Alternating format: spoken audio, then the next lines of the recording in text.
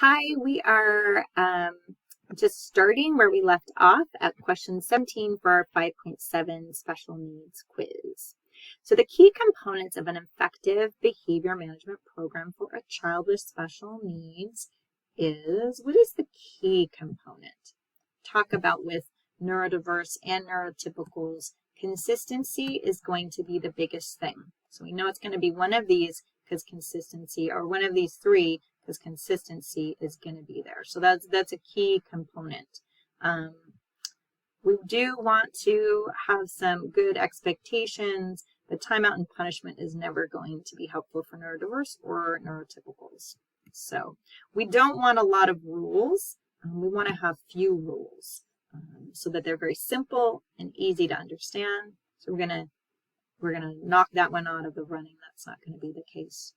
Reward charts and natural consequences are good, but a child with special needs, we're wanting to learn about the child's condition, and we're going to define expectations for the child.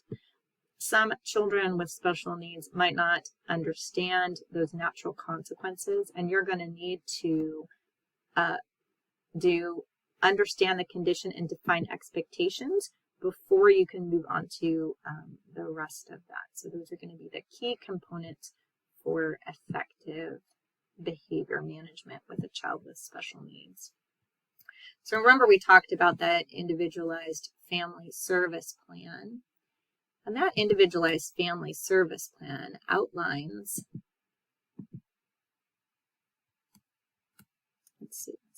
outlines services to be provided to a child from birth to 3 years old. And an IP, individualized education plan, is going to be for older than 3, right? So 3 and older. This is kind of in the school system, and this is prior to the school system.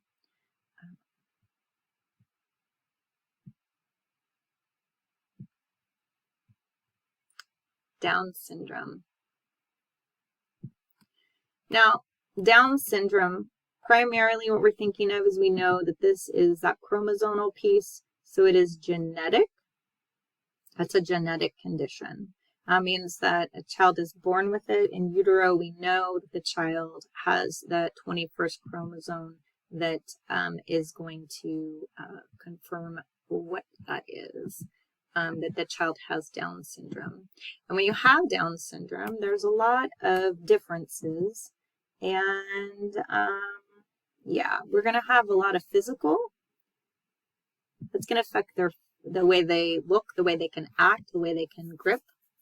All of those things, like their physical heart condition, tend to have some heart conditions and some other, and it definitely comes with a lower IQ. So intellectual development will 100% be included in having that 21st chromosome. Finally, question number 17. There's common characteristics of individuals with autism. Autism spectrum disorder are going to include, it is very hard. So remember, autism spectrum disorder is thought of as that neurodiversity that has a lot of social components with it, that input-output of communication. So difficulty relating to other people. If I look and I don't understand, or I'm not looking at somebody's face and I don't really understand them, and what that means. Laughing for no reason is one of the characteristics.